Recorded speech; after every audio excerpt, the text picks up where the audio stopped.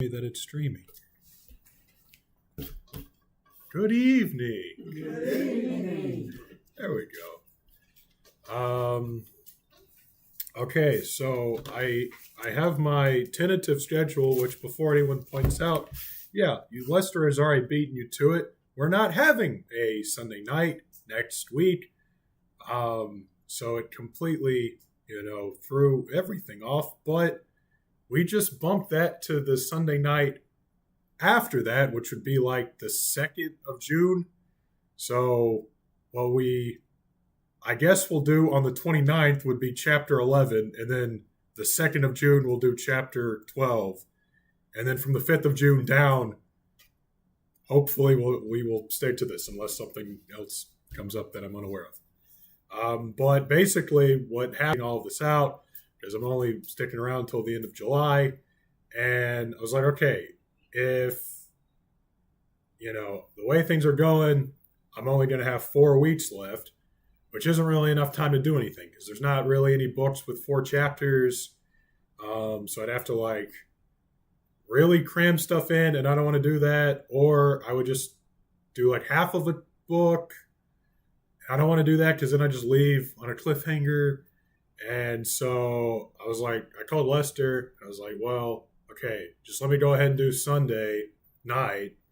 And then I'll have 5 weeks at the end. And then I can do something with 5 chapters, which would be James. So anyway, this is all tentative. And as I've already pointed out, it can change, as it already has, before we've even made it out of chapter 10. But that at least gives you an idea of, kind of sort of where we're at and where we're headed. But we're in chapter 10 of Hosea before, we get too ahead of ourselves. And this is a very complex chapter. I don't know that it's complex in and of itself, but the way that I'm approaching it is kind of complex. If you'll notice, this should look exactly like your copy. So I have 3 sets of papers this week. I have my notes. I have a key with all of the answers, which is just your copy, but instead of the fill in the blank, it just has it answered. And then I have your copy, which has the blanks and stuff. Your copy should have 2 pages of stuff, notes and stuff. And then the last 2 pages should be maps. We're not going to spend a whole lot of time dissecting geography, but that is relevant to what we're talking about a little bit. And I thought, well, that will help you visualize some of this stuff more so than me just talking about it. So, when we get to that point, if you want, flip there. And after the study, if you review this, or if you're ever in Hosea in your own Bible study and you're looking at these places and you're like, where are these places or what's going on? You can return to that. We're not going to spend a whole lot of time with that, but I did throw it in there for you. As has already been said by multiple people now, we do have Hebrew.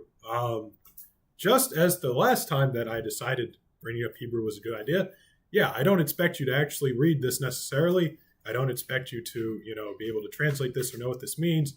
Actually, this week is very easy. It's just pattern recognition. That's the only thing that I'm concerned about. And I have literally even highlighted in red the parts of the word that are similar. So you should be able to look at this and go, I see. We got a thing that looks like a backwards Y, a thing that looks like a backwards R, and a thing that looks like a backwards P. And we see that in these 3 different words. That's the only reason why I bring that up. So don't, think I'm going to have you parsing the Hebrew alphabet or something. No worries there. Anyway, we're going to actually break up the chapter tonight, which I haven't done a whole lot of lately. Apparently, when I was transferring all this from my notes to the student copy and my key, the 6 got cut off. So the first section is Hosea chapter 10, verses 1 through 6. And then I think on your copy it should have 7 through 15. Yeah, it does. 7 through 15 is the rest, which is kind of weird because now that I'm looking at my copy, the 15 got cut off. On your copy, the 6 got cut off, and on my copy, the 15 got cut off, so I don't know. But we're going to start with the first 6 verses. Hosea chapter 10, starting in verse 1. Israel empties his vine. He brings forth fruit for himself according to the multitude of his fruit. He has increased the altars according to the bounty of his land. They have embellished his sacred pillars. Their heart is divided. Now they are held guilty. He will break down their he will break down their altars. He will ruin their sacred pillars. For now they say, we have no king, because we did not fear the Lord. And as for a king, what would he do for us? They have spoken words, swearing falsely and making a covenant. Thus judgment springs up like hemlock in the furrows of the field. The inhabitants of Samaria fear because of the calf of Beth-aven, for its people mourn for it, and its priests shriek for it, because its glory has departed from it. The idol also shall be carried to Assyria as a present for King Jareb. Ephraim shall receive shame, and Israel shall be ashamed of his own counsel. So, yeah, we're not exactly covering every single verse. I don't know that I've ever covered like every single verse. So, going straight to verse 2, that's the first thing we got. I will say that, we see a lot of the same stuff here that we've seen before. Prophetic literature, minor prophets, they repeat themselves a lot. Just like we got thick scrolls sometimes, they did too back then. A lot of repetition. The kings, they're going to be cut off, they're going to be killed. We've seen that before. Even the whole bull of Samaria thing, we've seen that before. A lot of the punishment stuff is kind of similar, but there's a lot of stuff that is unique to this chapter, and that's kind of what we're going to focus on. So, verse 2, it says, their heart is divided. Now they are held guilty. He will break down their altars. Okay. Again, I'm not going to spend a whole lot of time on the Hebrew thing, so you're probably thankful for that. But you can see that the word in Hosea 10:2, he will break down. It's got that backwards Y, an ayin, a backwards R, a resh, and a backwards P, a pei. Okay, those are the consonants. Because remember, all the vowels in Hebrew, it's those weird little dot things above and below. So that is basically the root word. He will break down. And we see forms of the same word elsewhere. Exodus 13, verse 13. This same command is also seen in Exodus 34:20, and it's the same word there as well. But just 13:13. Redeem with the lamb every firstborn donkey, but if you do not redeem it, break its neck. Okay, so he will break down that, backwards Y, backwards R, backwards P. That's in the same, that's the same root word making up break its neck. Okay, talking about making sacrifices, that sort of thing. We also see this in Deuteronomy 21, verses 1 through 4. Sort of the, redemption price. It says, if someone is found slain, lying in a field in the land the Lord your God is giving you to possess, and it is not known who the killer was, your elders and judges shall go out and measure the distance from the body to the neighboring towns. And the elders of the town nearest the body shall take a heifer that has never been worked and has never worn a yoke, and lead it to a valley that has not been plowed or planted, and where there is a flowing stream. There in the valley they are to break the heifer's neck. Once again, the root word making that up is backwards Y, backwards R, and the backwards P. Ayin, resh, pei. So it's the same word. Sacrifices, offerings to God, as what is said in Hosea 10:2, God, will break down their altars. So instead of Israel continuing to break the necks of animals in sacrifices to idols. Because if you remember, right, we got all of the religious syncretism. We've got all of these, Jeroboam's altars all over the northern kingdom. Right. So instead of Israel continuing to break the neck of animals in sacrifice to idols, God is going to break the neck of Israel's adulterous altars. Right. So the altar is kind of, being sacrificed, which is weird to think about. Right. And it, like I said, it is sort of like the same punishment we've seen before. We've read in the last 9 chapters, y'all got, your cows and you've got your altars and your high places and your shrines, and I'm going to destroy them. But what's unique here is the language that's being used. Israel, right, they're making these sacrifices to pagan gods on these altars, on these shrines, and now God promises to sacrifice or destroy the altars that Israel is using for these pagan practices. Kind of cool, I think. Moving on to verse 3. Hosea 10, verse 3.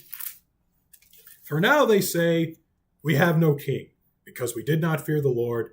And as for a king, what would he do for us? So, I kind of color-coded this. Let me, okay, yeah, it's still on the same page. So I've kind of color-coded this for you a little bit because I want to pull out some stuff. So, comparing this to 1 Samuel chapter 8, verses 19 and 20, okay.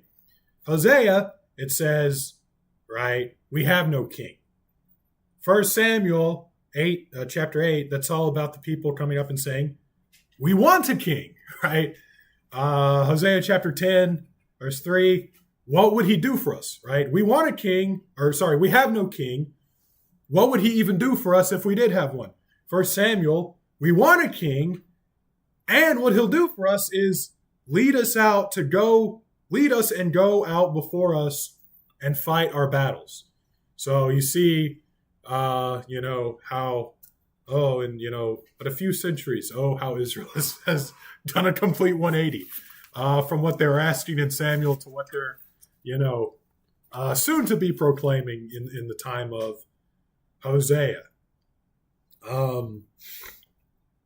Their original plea for a king that would lead them into battle and guide them, that's going to turn into a stance of opposition against the king because they don't believe the king is going to be able to help them, right?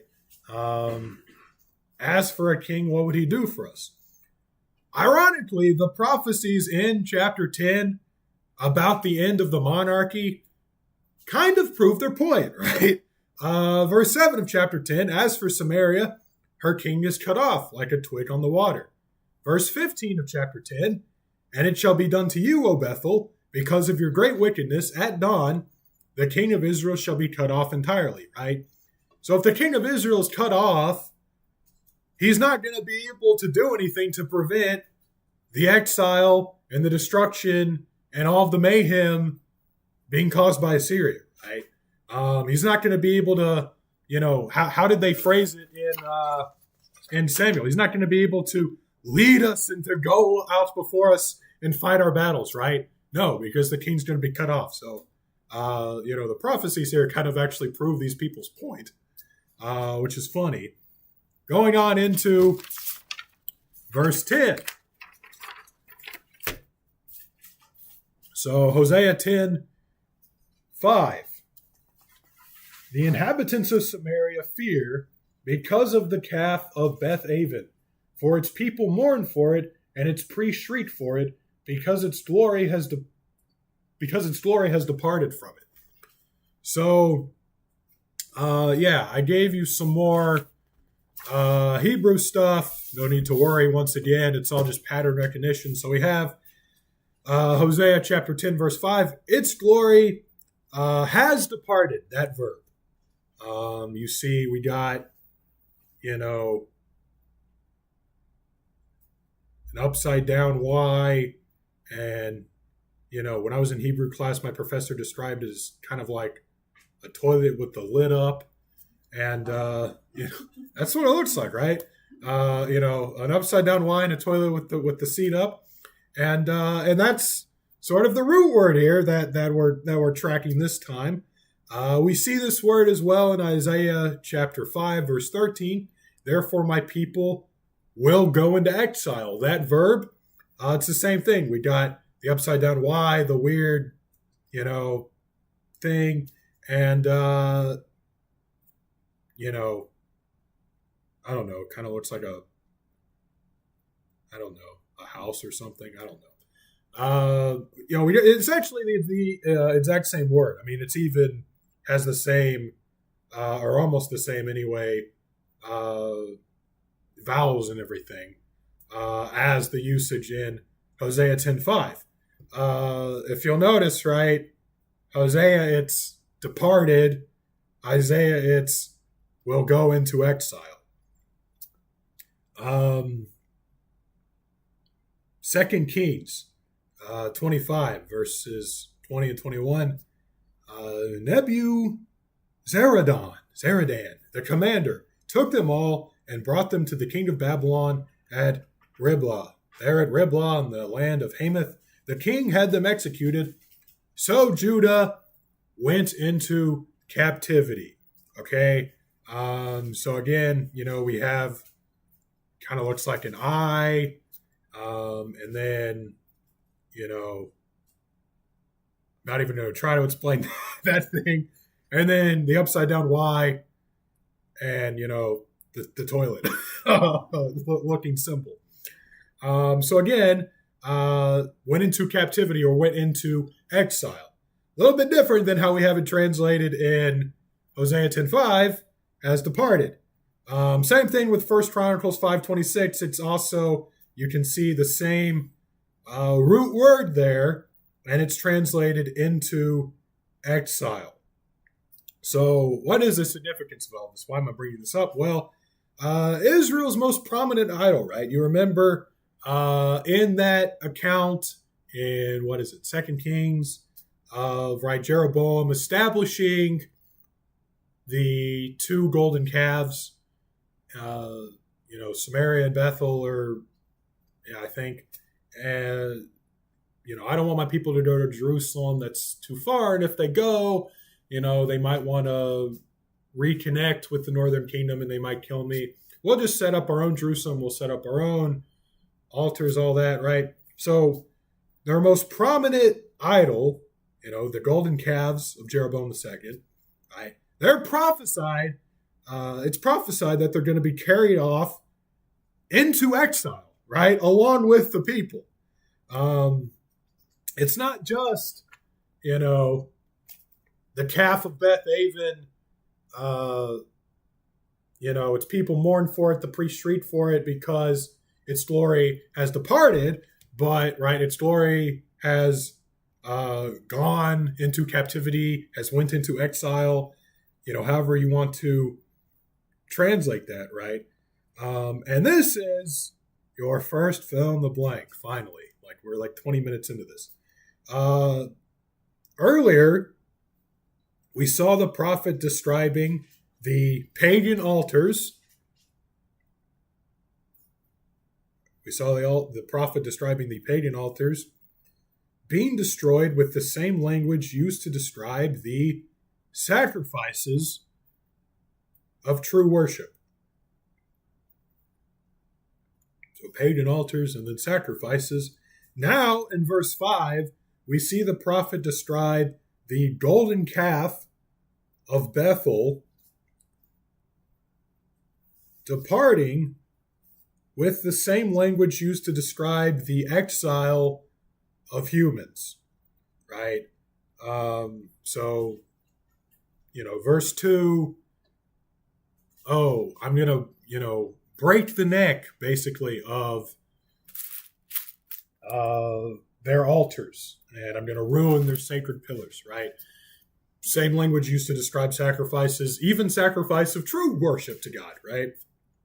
In verse 5, we see the prophet describing, the golden calf of Bethel, it's going to depart or it's going to be exiled, right? Same language used to describe the exile of humans, right? So to exile is to be banished from the land. So God is quite literally banishing from the land of Israel not only the people who have sinned, but the instruments with which they sinned. At least some of them anyway. The golden calves, the golden bulls of Jeroboam II. Again, kind of cool, I think. And it gets even cooler because this, glory has departed or has gone into exile, whatever, is also reminiscent of 1 Samuel chapter 4, verses 21 and 22. 1 Samuel chapter 4, verses 21 and 22. Phineas or Phineas, however you want to pronounce that, his wife says, his wife did, name the boy Ichabod, and then says, for the glory has departed from Israel. Where have we seen the has departed before? Well, we've seen it in Hosea, right? The glory has departed from Israel, for the ark of God has been captured, right? This is when the Philistines captured the ark. What's the significance of this? Well, let's recap, right? We got the prophet describing the pagan altars. They're going to be destroyed using the same language used to describe sacrifices of true worship. Okay, we got that. The prophet, he describes the golden calf of Bethel departing or exiling, right? Same language used to describe the exile of the Israelites, right? But now, right, or in the same verse, right, he uses the same language to describe the pagan gods themselves being exiled or cast out of Israel, using the same language that has been used to describe Yahweh's presence departing Israel when the Philistines took the Ark of the Covenant, right? And this makes sense because think about, we talked about last week what the golden, I think it was last week, what the golden calves were actually supposed to represent, right? Likely both Jeroboam's and the ones that, Aaron made, were not gods unto themselves, right? But rather, kind of like how the Ark of the Covenant is not God, it's supposed to be the dwelling place of God. It's probably what the golden calves were as well. We see this in a lot of pagan cultures of the time, right? Their gods were seen riding a cow or on the back of a bull or something like that. So that's probably the idea of the golden calves of Jeroboam as well, which also makes sense given all the other, religious syncretism. A little bit of this and a little bit of that, and we'll mix it together and see what pops up. So we have, right, the golden calf is basically a knockoff Ark of the Covenant where, okay, we build this calf and, we can somehow summon the presence of God, right? Well, and this is your fill in the blank.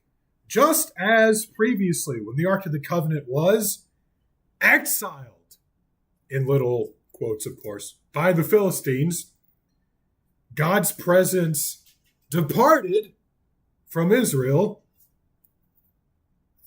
So, just as previously the ark was exiled by the Philistines, God's presence departed from Israel. It's the same two words for the last two fill in the blanks. The bull of Jeroboam will be exiled by the Assyrians, which I misspelled, will be exiled by the Assyrians, and the presence of any false gods will depart from Israel. Pretty cool, right? I think. Very, complex. There's a lot of moving parts here, but, hopefully all of that made sense, right? God's presence was, departing Israel when the Philistines exiled the Ark of the Covenant, or, vanished it from Israel back to Philistia. And now it's being prophesied, right, that the presence of these false gods, Baal, Asherah, whatever, right, they're going to depart as well when, right, the object used to summon them, or the object where they would, reside, would be exiled. So, anyway, moving on into the last half of the chapter. We'll pick back up reading in verse 7 through the end of the chapter. As for Samaria, her king is cut off like a twig on the water. Also, the high places of Avon, the sin of Israel, shall be destroyed. The thorn and thistle shall grow on their altars. They shall say to the mountains, cover us, and to the hills, fall on us. O Israel, you have sinned from the days of Gibeah. There they stood, the battle in Gibeah against the children of iniquity. There they stood. The battle in Gibeah against the children of iniquity did not overtake them. When it is my desire, I will chasten them. The people shall be gathered against them when I bind them for their two transgressions. Ephraim is a trained heifer that loves to thresh grain. But I harnessed her fair neck. I will make Ephraim pull a plow. Judah shall plow.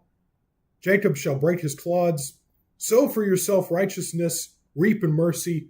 Break up your fallow ground. For it is time to seek the Lord, till he comes and rains righteousness on you. You have plowed wickedness. You have reaped iniquity. You have eaten the fruit of lies, because you trusted in your own ways, in the multitude of your mighty men. Therefore, tumult shall arise among your people, and all your fortresses shall be plundered. As Shalman plundered Beth Arbel in the day of battle, a mother dashed in pieces upon her children. Thus it shall be done to you, O Bethel, because of your great wickedness. At dawn the king of Israel shall be cut off utterly. Okay, so again, not hitting every verse necessarily, and we are skipping quite a few in this section. But let's look at verse 8. So, this one's a lot simpler on me, going between all of my notes and your handout, because there's not a whole bunch of Greek or Hebrew stuff scattered everywhere.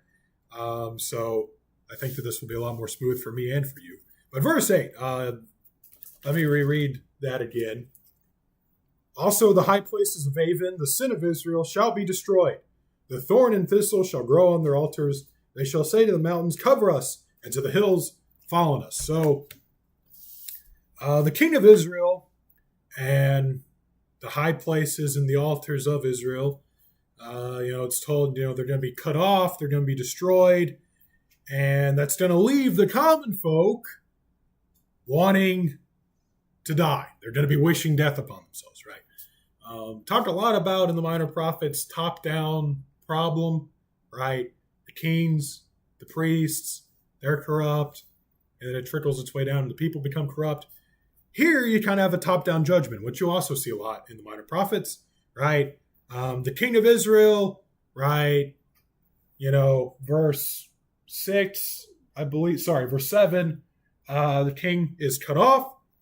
And then the altars in the high places, the places of worship, right? Verse 8, first half shall be destroyed. Verse 8, second half, the common folk, they're going to be wishing for death. They're going to say to the mountains, cover us, and to the hills, fall on us, right? And obviously, we've seen this before. First, let me back up. This I had this in my notes originally, then I took it out. And I'm going to reference it, but not go nearly as in-depth as I was going to originally. But backing up a little bit, you have in that whole covenantal curses thing that we got a lot into last week, right? One of them is just like total mental chaos, right? Like, I want to, when it's morning, you're going to wish for evening. When it's evening, you're going to wish for morning. And just like complete chaos. Very similar to like, the complete mental chaos of like, asking a mountain to fall down on top of you and kill you. So you see that. And then this is picked up in the New Testament in a couple places. So you have Jesus on his way to be crucified, says, right, do not weep for me, but weep for yourselves, because, there's going to be pregnant women, and they're going to, and he actually quotes Hosea, right? They're going to ask the mountains to cover us and the hills to follow us, right? And I mean, depending on how you interpret that, I mean, that could be anything from like the end of times to like the destruction of Jerusalem circa 70 AD. Not relevant. You also have this in Revelation, of course. This is probably the one we're most familiar with. Revelation 6, I want to say. Like I said, I had all this written down and I kind of took it out. And you see this picked up as well. So this is language that kind of has some roots in the covenantal curses a little bit. This whole like basically going insane concept because of all of the judgment of God happening around you really gets developed in Hosea, and then that language in Hosea gets picked up by Jesus, and then John in Revelation. And so this was quite a popular way of describing, when judgment's coming, right? Y'all are going to lose your mind. Y'all are going to flip your lid. And it became kind of a popular saying of the times. So what's really important, though, is that both Bethel and Samaria, right? You have verse 7, as for Samaria, her king is cut off. Verse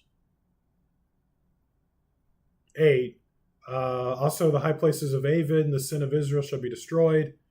So, right, both Bethel and Samaria are located next to mountains.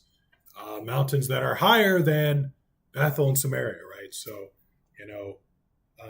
fall on us, cover us. Well, I mean, obviously we know this is prophecy. It's not like everything has to be super literal, but geographically it lines up. This is where the map stuff comes into play a little bit, if you want to flip there. So first thing is sort of a map of kind of sort of the Assyrian conquest, although technically this is a map of the exile of the Israelites.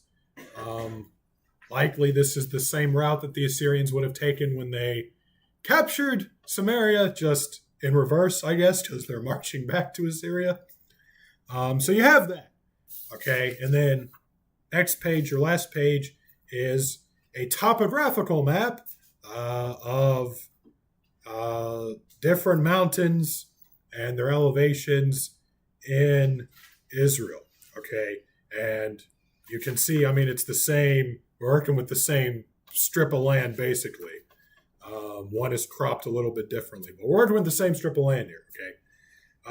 And I gave you a note that Samaria is, Mount Gerizim is slightly southeast of Samaria, and it's north of Bethel. And Bethel is just north of, that should say Jerusalem. It just says Jerusalem on my thing. You get the picture. So if you want to fill that in, you can, just for reference. Bethel is very close to Jerusalem, and it's south quite a ways of Mount Gerizim. So why am I bringing all this up? Why don't I got you with the Hebrew, I confused you there. Now I get you with the maps, I confuse you here, right? This is a quote from Albert Barnes, like 19th century pastor, commentator, and it's pretty good, I thought. It says, no help should those high places now bring to them in their need. The high hills around Samaria, when the tide of war had filled the valley around it, hemmed them in all the more hopelessly. Only one service could it seem that their mountains could then render, to destroy them, right? So yeah, you have the mountains around Samaria, around Bethel. Okay, you have, again, technically this is the route of the Israelites being deported, but, you can see on a map where is Assyria, where is Israel, how would they have gotten here. They're passing through these mountains as they're coming to destroy Samaria and eventually exile Israelites back, right? So you're in Samaria, you're in Bethel, right? You're seeing, okay, I'm a little bit lower, geographically, I'm a little bit lower, maybe I'm not in a valley, but, I'm hanging out in Samaria, I'm hanging out in Bethel, and there's a mountain over here, or there's a giant hill over here, right? And I just see these armies and armies just coming over the top of the mountain, right?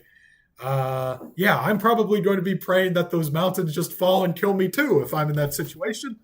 So it makes sense, right? You can see, okay, if this is the route that the Assyrians took, they're passing by here, they're topping these mountains, okay, yeah, just I hope that these mountains crumble and take me now, right? And what's interesting is, right, I mean, these were the same high places used in their pagan worship, right? We're going to, either worship God, quote unquote, while doing all the things that you would be doing if you were worshiping Baal, or we're going to worship Baal doing all the things that you would be doing if you're worshiping God. Very mixed up, religion. And you're doing it on these high places. And now these high places, they're not going to do you any good. As, again, Albert Barnes put it, the only service that their mountains could then render would be to destroy them. High places could technically just be any place of a slightly higher elevation. So it doesn't even have to be a mountain or a hill. Just, a high place, right? The places at Walmart that they don't want you to reach without a ladder or without assistance, right? That could be your pagan high place. And it has its origin, obviously, in paganism, Canaanite culture. And Israel would often, when they, conquered or annexed formerly Canaanite territory, they just take over these high places and just continue the tradition of worshiping false gods on them. The exact same places that the Canaanites were using. Right? By the time you get to Hosea, right, these same places that were being used to worship some god, right, Baal, Yahweh, both, right, soon, I mean, the only, they wouldn't be thought of as, they wouldn't be going to these places as, oh, I'm gonna pray to Baal, I'm gonna pray to Asherah, and hope that the Assyrian army will be stopped, right? No, the only good thing that these things are going to do is, maybe some earthquake will happen and they'll just fall on me. And this brings us to our fill in the blank for this. The only thing these places of high elevation could offer was death by falling on top of people. Right? The kings of Israel, they're going to be cut off.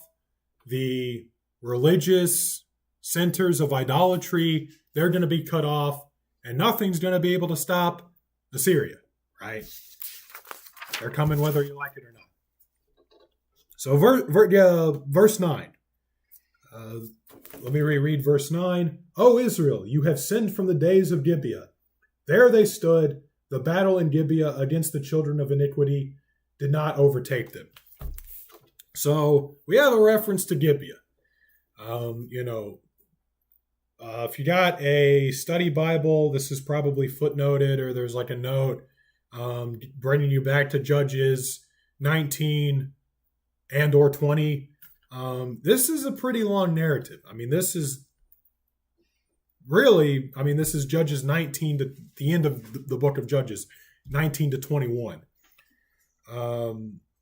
Technically, 19 is sort of all about this guy. He has a concubine. The concubine runs away. He goes to find the concubine, eventually gets her back. They're traveling back to their home in the mountains of Ephraim, I believe. And they stop for the night in Gibeah. And very similar to Sodom, a bunch of guys come knocking and they want to have sex, not with the female concubine, but with the guy that owns the concubine.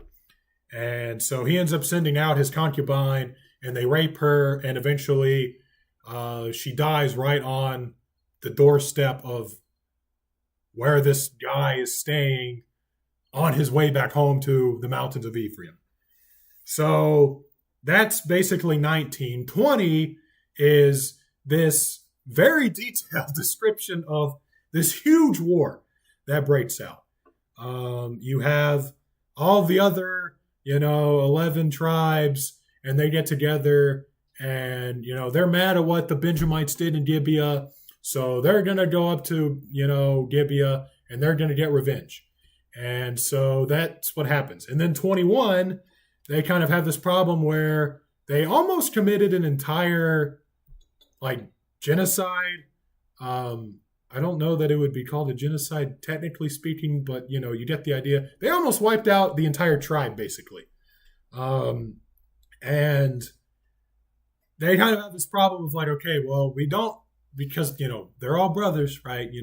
The 12 tribes, 12 sons. They're like, we don't want to kill them entirely, and we feel bad that we almost did, but there's no women left for them to marry, and we don't want their bloodline to die out, so what do we do about marrying them? And so, they have some people that didn't show up to this meeting, and they marry some of them up to them, and then their final solution is, hey, let's just go to these people. They got these girls that come out, and they do a little dance. When the girls come out and do a little dance, just run in and grab them and then bring them back to Israel. And that's our solution to this problem that we made, right? It's a very long narrative. It's very crazy, and I probably did not do a great job of summarizing it, but go read it. It's very interesting. And so that's the whole reference to Gibeah, okay? And this is your fill in the blank thing. The biblical narrative of Gibeah in Judges 19 to 21 ends with Judges 21:25. Now you can either write Judges 21:25, or if you really, I guess, want to stretch it in there, the verse is this. This is the last book of the last verse of the entire book of Judges, by the way. In those days, Israel had no king. Everyone did as they saw fit. All right. That is how the whole 3-chapter long narrative that began at Gibeah ends, and how the book of Judges ends. Kind of sad. What does this have to do with Hosea? Why is Hosea bringing this up? Why am I bringing this up? Well, excuse me. The sins of Israel in Hosea's time are being likened to, right, as now, so back then, to the sins of Israel in the time of the Judges. And the implication at the end of Judges 21 with that, Israel had no king, everyone did as they saw fit. The implication is that all of the craziness from that narrative, right? The rape of the concubine, the war that resulted from the rape of that concubine, the absolutely insane plot to find wives for the remaining Benjamites that they come up with, right? All of that craziness, right, happened at least partly because Israel didn't have a king. Israel didn't have somebody to lead them, to tell them, hey, maybe this isn't a great idea to almost wipe out an entire tribe, right? There was no one to step in and say, hey, maybe we shouldn't do that.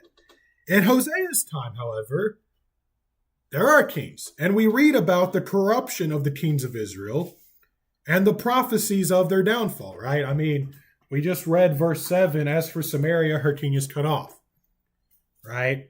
So this is your fill in the blank, your last fill in the blank for verse 9. Even with a king, Israel is still wicked, right?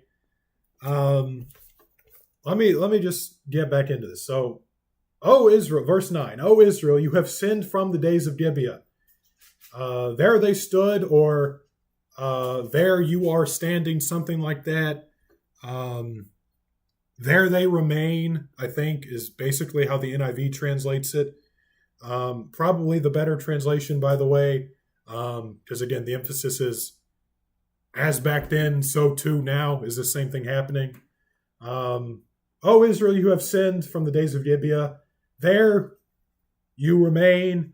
The battle in Gibeah against the children of iniquity did not overtake them. So, right, you didn't have a king, and y'all like did one of the most insane things that has happened in y'all's history. And now y'all got a king, and y'all are doing even more insane stuff. Y'all are still crazy. This is another quote. It says, "If God punished Israel by war that time, will He not do it again?" Right? Because the whole, the entirety of chapter 20 of Judges is this humongous war that broke out as a result of this rape of a concubine that happened in Gibeah. And what's interesting is that in Judges 20, you have God actually approving of the war. So it kind of would get into this whole thing of like you have God approving of and sort of leading this war. And also this war is sort of like divine judgment as well. But anyway, if God punished Israel with war back then, is He not also going to do the same thing now in Hosea's time? Right? Because once again, I mean, there they remain, as the NIV puts it, right? You're still in Gibeah, right? Talked about last week the whole Baal Peor thing with Gilgal, right? Flip back to chapter 9. This is chapter 9, verse 10, right? Hosea 9:10, sort of halfway in the verse. "But they went to Baal Peor and separated themselves to that shame. They became an abomination like the thing they loved. And then, as for Ephraim, their glory shall fly away. No birth, no pregnancy, no conception." So, right, talked about, okay, Israel was still at Peor. They were still worshiping Baal, right? Nothing had changed. And, I guess the judgment might change a little bit because there wasn't like an exile last time, but they're still going to be judged for it. And it's the same thing here with this reference to Gibeah, right? Nothing has changed. Y'all are still corrupt. Y'all are still evil. And y'all are still going to be punished. Even punishment of war, right? Although this time, y'all, it ain't going to end up as good as it did in the book of Judges. Not that that really ended up good either, but, it's a similar situation that they're going to find themselves in. So does that mean the war they're in now is a punishment for their evil? Are you talking like in 2024? Yes. Well, goodness gracious. Okay. Couple things. So first of all, we can't know. I mean, there's no prophets to tell us. No. You can look at almost any major tragedy from just about any country in the last couple hundred years, and somebody's going to be saying this is judgment from God. I grew up in Hurricane Alley, and you had Katrina hit New Orleans, and all the people, I was in Texas, and they were like, "Oh, that's because New Orleans, they got all this, gambling, prostitution, witchcraft, whatever. And that's God's punishment." Well, then, like a year, maybe less later, Rita hit Beaumont, which is where I lived. No one was saying that that was God's judgment at that time, right? So, one, I don't think we can know. Two, I think how you answer that, to the best of your ability, would depend on how you see the new covenant. Because, okay, if we're not under the law anymore, the Old Testament law, would the covenantal curses of that Old Testament law still apply? So, I mean, obviously in the New Testament, there's still judgment for sin, but a lot of the emphasis is placed on judgment in the afterlife. And so, on sort of this wide scale, an entire nation of people being judged sort of thing, would that still happen in the new covenant? And that's something that, again, do we really know? I don't know. that's probably as good of an answer as I can give on that. We don't really know. I mean, regardless of the intention behind it, um, obviously, I mean, any tragedy that strikes, you would hope anyway, people would be able to look at it and either turn to God or trust God more or something along those lines. So, whether it's specifically happening as a form of judgment or not, the hoped for result would be the same. In any case, whether that's Israel in 2024 or America in 2050 or Botswana in 1970, whatever, I don't know. Hoped for result would be that people would turn to God. Does that make sense? Yes. Okay. Verses 14 and 15. I will reread those. So, therefore tumult shall arise among your people, and all your fortresses shall be plundered. As Shalman plundered Beth Arbel in the day of battle, a mother dashed in pieces upon her children. Thus it shall be done to you, O Bethel, because of your great wickedness. At dawn the king of Israel shall be cut off utterly. So, and I'll try to do this quick because we are right at time. So, verses 14 and 15, you have mention of Shalman. No one really knows who this is, okay? Apparently in Hosea's time, he and whatever he did was pretty well known because no other context is given. So we've seen this before in the Minor Prophets. My brain is fried right now from talking for an hour. But the one that starts off talking about an earthquake, whichever one that one was, Joel maybe, we kind of mentioned that too, right? It was this deal that was big enough that everyone knew about it. You didn't have to really explain it. Kind of the same thing here, right? And there have been a lot of theories put forth. Okay, who is Shalman? What is this Beth Arbel, right, being spoken of? Because we don't know what that is either. Well, this is what I think and what other people have put forth that I think makes the most sense. But this is certainly not the only interpretation. Shalman is likely Shalmaneser the Fifth. So that is Shalmaneser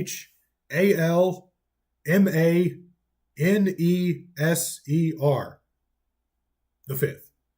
That is the son of Tiglath-Pileser III. Talked a lot about him before. And what Tiglath-Pileser started, Shalmaneser ended, right? He's the guy who ultimately took Samaria and really kicked off the exile, on a large scale.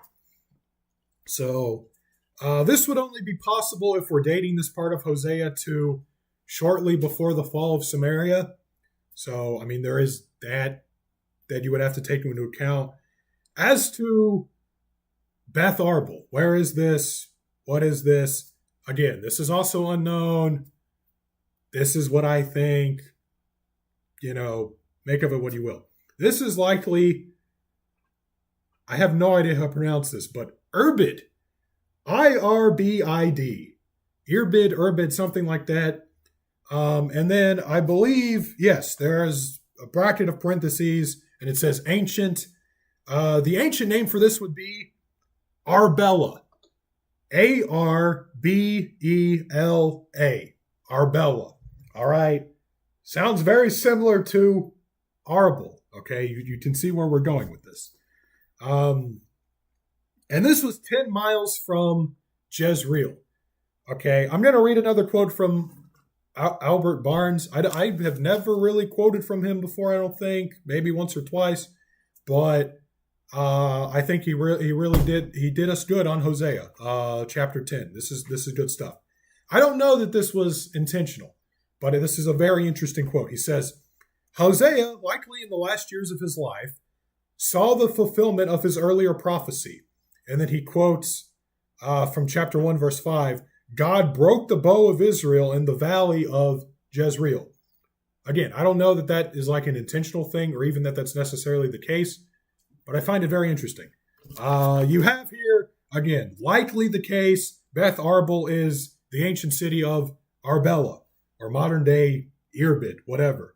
10 miles from Jezreel, in the valley of Jezreel. Could it be a fulfillment of 1:5? Who knows? But you have this guy, Shalman, likely Shalmaneser V, does some pretty messed up stuff, it says. The description we have, plundered in the day of battle, a mother dashed in pieces upon her children. That's, yeah, absolutely terrible. And so how does this relate to verse 15? Because, I mean, verses 14 to 15 are related, you know. As Shalman plundered and dashed, mothers into pieces or whatever. Verse 15, thus it shall be done to you, O Israel. So how are they related? I mean, besides the fact that it says, as it happened back then, it's going to happen again. Well, Shalmaneser, the king of Assyria, cut off the king of Israel utterly, right? That is a historical fact. Your last blank there, it just says, see, write down 2 Kings 17, verses 3 and 4. 2 Kings 17, 3 and 4. Let me read that real quick. Shalmaneser, king of Assyria, came up to attack Hosea, the final king of the northern kingdom, who had been Shalmaneser's vassal and paid him tribute. But the king of Assyria discovered that Hosea had been a traitor, for he had sent envoys to So, king of Egypt, and was no longer paying tribute to the king of Assyria, as he had done year by year. Therefore Shalmaneser seized him and put him in prison. And eventually he died. We don't really know how. So, yeah, you have verse 15. As this dude Shalman, as I'm arguing, likely Shalmaneser, took this place, Beth Arbel, and plundered it and did some pretty messed up stuff to women and children, it's going to happen to you, Bethel. Likely Bethel, and Bethel, intentional wording there because they sound very similar. It's going to be done to you, Bethel, because of your great wickedness. And at dawn, the king of Israel shall be cut off utterly. Again, if we are taking Shalman as Shalmaneser, it's going to be done by the same dude, right? The same guy that took Arbela is going to take Samaria, is going to take Bethel, and is going to cut off the king of Israel. Very interesting. Finally, to summarize, neither their gods, verse 8 of chapter 10, nor their kings, verse 15 of chapter 10, could save Israel from their imminent destruction and exile. All right.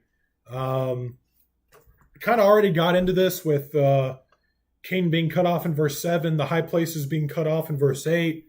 But again, verse 8, the high places of Avon, the sin of Israel, shall be destroyed. Verse 15, at dawn, the king of Israel shall be cut off entirely. Neither thing that you're looking to is going to be able to save you at all, right? These high places that I used to look for, I would go here and I would do a ritual for agricultural blessing, for economic blessing, for, to be able to have children or whatever, right? You're not going to be doing that anymore. And you might look to it to try to save you from Assyria, but it's going to be no good. And the only good it's going to be able to do you is if it fell and killed you, because Assyria is coming whether you like it or not. The king, right? We already know, even in the time of Hosea, a lot of turnover of kings, a lot of turnover of power. You're probably not looking to the king anyway for answers and for stability and for leadership. But even if it crossed your mind to do that, he's going to be cut off and you're not going to be able to do that. And Assyria is going to come and you're going to be exiled. So anyway, that is Hosea chapter 10. And that was a lot. So any other questions, I guess, before we get into the prayer time? or anything that I want to repeat, because I have a key. If anyone missed anything, that we can pass out, or I can just repeat it. I got all of them. I didn't. Which I always one? miss one. Which one? Know that. They're probably the second paragraph. Earlier we saw and then got down to now in verse 5 we see the prophet describe the Golden calf I thought I missed that. of Bethel, and then the second one is Exile. used to describe the exile of humans. Yeah. Thank you.